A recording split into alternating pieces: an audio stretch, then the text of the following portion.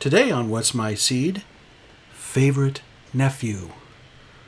Brought to you by Cloudcrafter. Cloudcrafter, the sky's no limit. And by Dog Vader 2. If you're going on a walk, take Dog Vader 2. Bark, bark. Okay, let's get into this.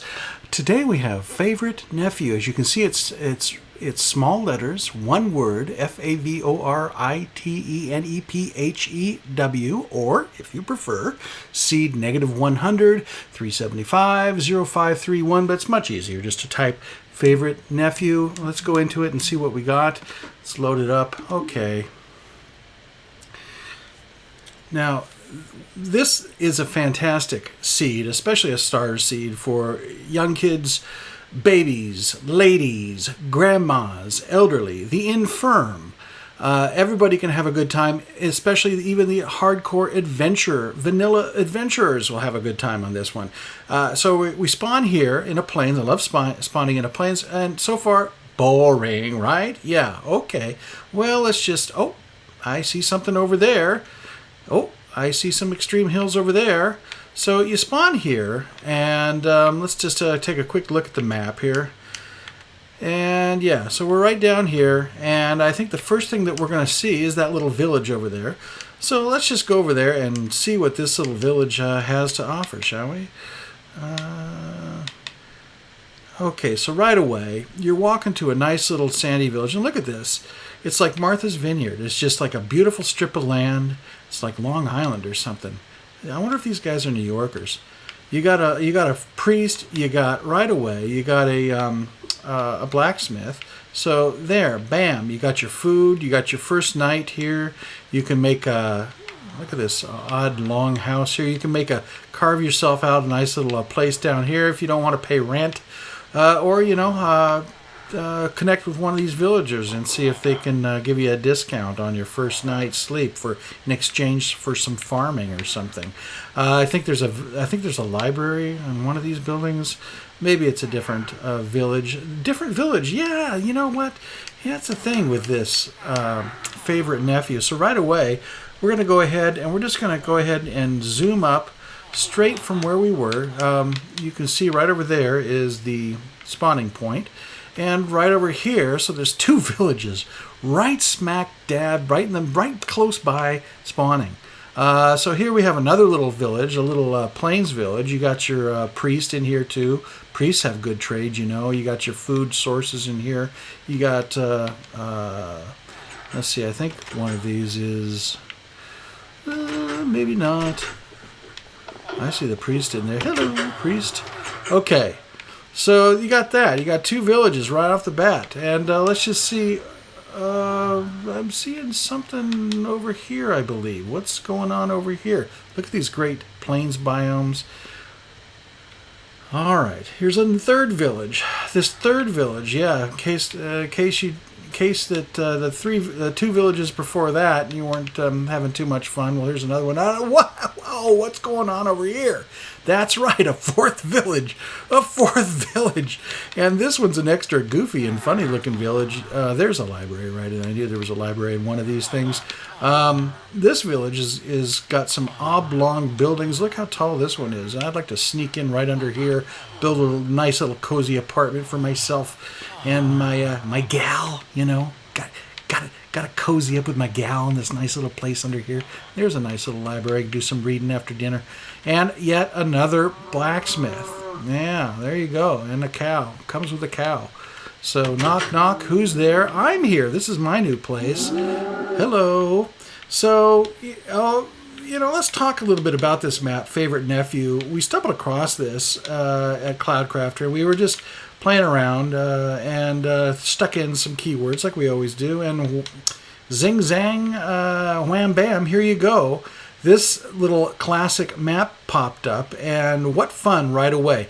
You know, as you can see, it's got your desert biomes, it's got your plains biomes. Oh, there's a little squid down there. It's got your winter wonderland, and that's right next to a jungle.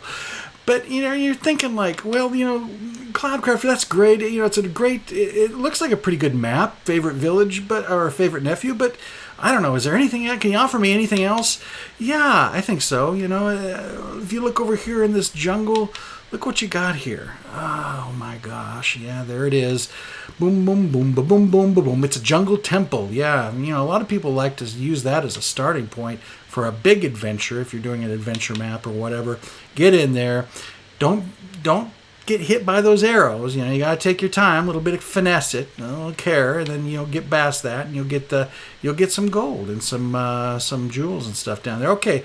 Now we're going along this map, you know, so we've counted 4 villages and a temple, and yeah, it's got some extreme hills. Now they're not extreme hills, not a lot of them, just this little thing, this little formation, but look at the formation. It's kind of a cool little formation. Look, here we're back at that starter village that we started at, that map.